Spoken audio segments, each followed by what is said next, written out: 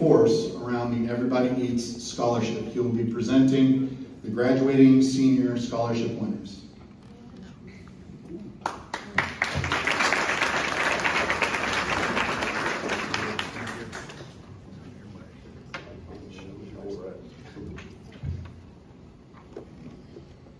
How's it going, everybody? Good. Like I said, my name is Matthew King. I'm 25 years old, and before I get into everything that I do have down on this paper and hit all those topics, I want to talk about this full circle story of me being here today. So I graduated 7 years ago, and we had a top 10 breakfast where we got all the awards and we got all our awards and everything like that. And I remember just like getting all these different scholarships and money, and I was like, wow, y'all don't want me to fix a car, y'all don't want me to do, y'all just giving me money to go do stuff I want to do. This is amazing. I could do this all day long. And I just thought like how awesome that is. So I took my time, I went to college, enjoyed my time there, went and chased after all my dreams, went all around the country doing different things that I had dreams of in this room and that I didn't even know I had dreams of later down the line. And now I'm back here, and I got the opportunity to do a lot of those different things that had costed money that I didn't have towards tuition and everything like that. So those scholarships and those little bit of financial support, it really did make a big difference on those new things I could get into, allowing me to come back here. So I was sitting in the seats just like y'all 7 years ago. Now I'm up here and I'm able to give out $5,000 today because of community members, family, and strangers that believe in Mount Clemens kids. I don't have a whole bunch of money on my own. I still live with my mom. I drove right down the street right here. But just showing that it is possible, and when you care about your community, you find a way to make it happen. So, with all of that being said, let me get to the stuff that's actually on the paper now. First and foremost, congratulations to all of our students that are about to graduate and that will be graduating in the future at any time. High school, there is so much drama. You have to deal with first-time relationships, trying to understand those things, friendship fallouts, understanding how to deal with teachers and all the schoolwork, all these other things, school politics, sports teams, all of that. That's its own barrier. Another barrier that is phenomenal coming from Mount Clemens schools is that I remember when I graduated, and the statistic is very similar today. Over 80% of students lived under the poverty line.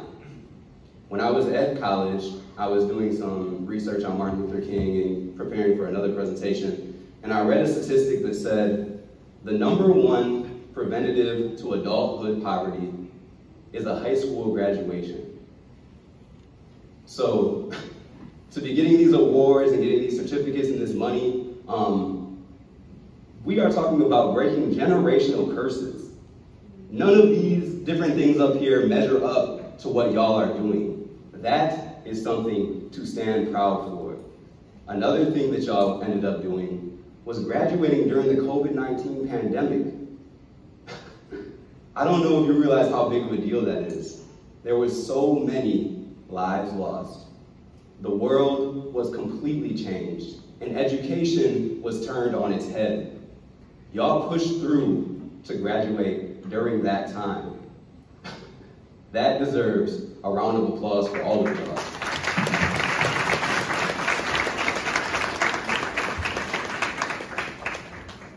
So with all of that being said, let me get into the history of this scholarship.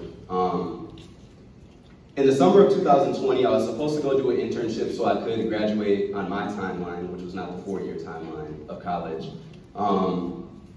And I was supposed to go out to Colorado to do my internship to finish, and that got cut because of COVID. We didn't really understand it. There were so many people being lost.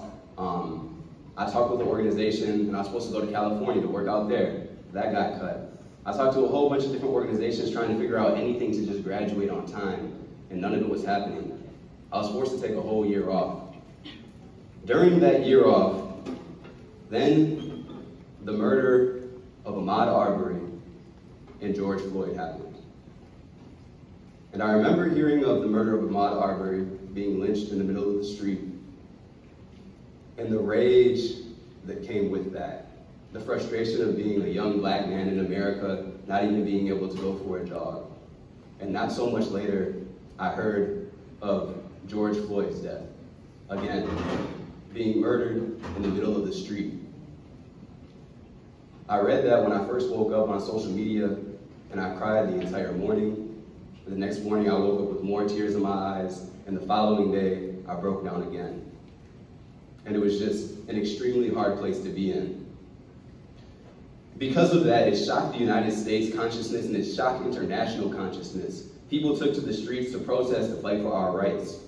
And me being essential, that's what I was known for. I was a part of the organization for Black people's rights, for Muslims' rights, for LGBT's rights, and for women's rights. I was a part of going out and marching. That was a big piece of my identity. However, with COVID, I had to balance to decide if I wanted to march or if I wanted to keep my family safe. I decided that marching was not the time. I needed to do something else. There's some other way that I could support. I thought of what really affected me and what were the most impactful things over the past couple of years, and it was these scholarships that allowed me to go out and learn and do different things and help other people fight for other rights throughout all my time. I typed out all of my ideas once I decided that a scholarship is what I want to do. I made social media posts, shared it all across all of my platforms. I took $500 of my own dollars and put it aside in a separate account. I created applications from scholarship applications that I was still signing up. People that signed up for the Everybody Eats Scholarship, where you see the thing about the photo release, that's copy and paste from a scholarship that I was still participating in. All of that stuff for information, that was copy and pasted. I took the vision and the mission and I tailored it to my own, but that's very similar to just finding a way to make this happen because I care so much. I messaged every single person in my phone, and when I say every person, it was every person. Old girlfriends, old teachers that didn't know I had their numbers, like family members that was like 6 and 7 cousins that didn't know me like that. Like I messaged everybody trying to get any type of donation to make this happen. I reached out to all of my old teachers that I knew still worked here. I reached out to the principal, to the superintendent, and over the next 8 months, because of family, friends, and strangers, we raised $3,500. And this time last year, I passed out my first 7 scholarships worth $500 each to 7 first-generation college students from Mount Clemens.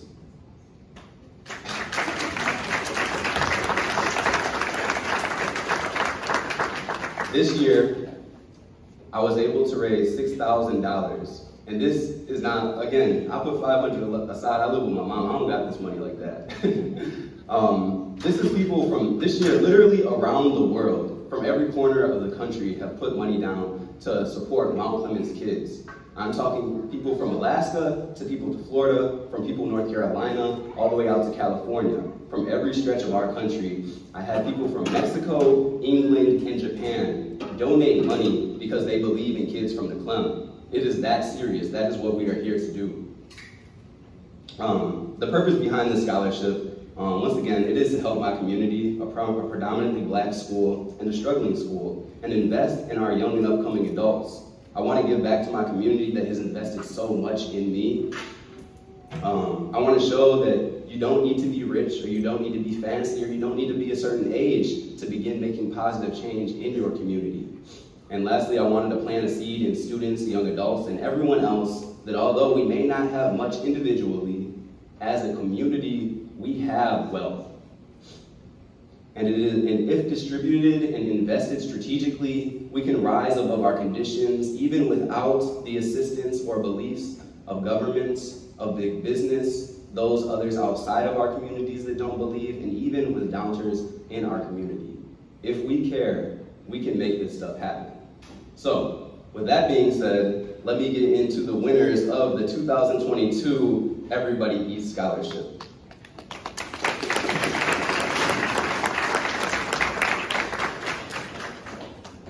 I'll start off with the 6 first $500 scholarship winners.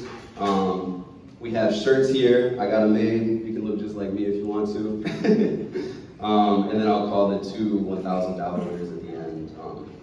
If there's any name mix-ups or anything, you've got an email from me knowing that this is your name being called.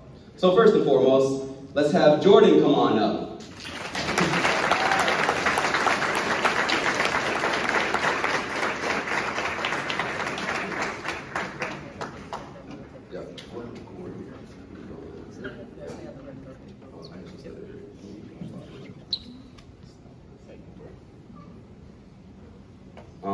Nevaeh, come on up.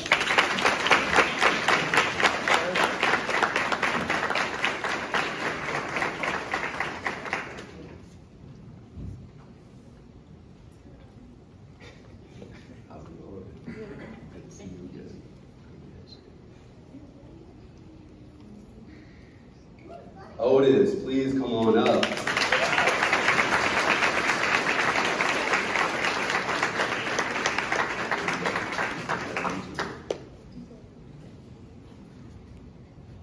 Alicia, please come on up.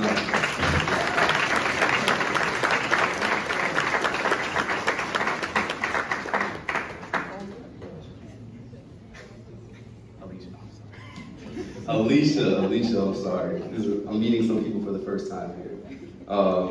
Mac, congratulations.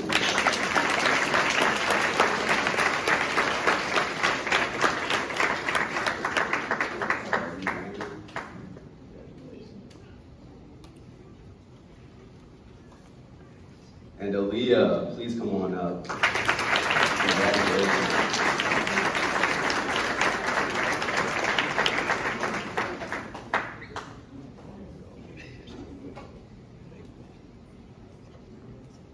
And then for our two $1,000 winners, Asia Nay. Congratulations.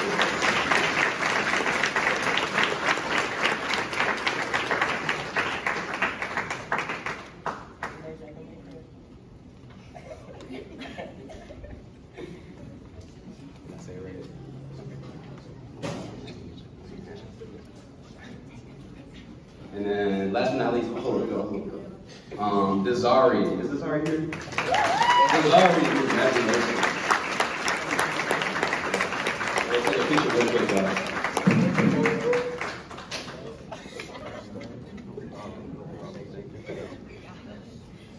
Matt, why don't you jump in? All right.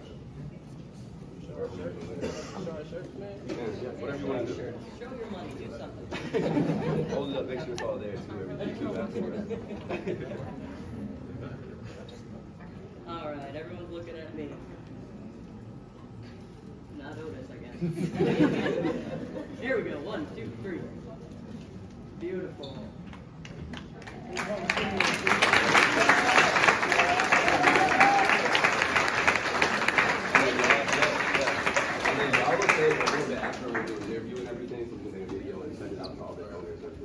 So congratulations, y'all. Thank you.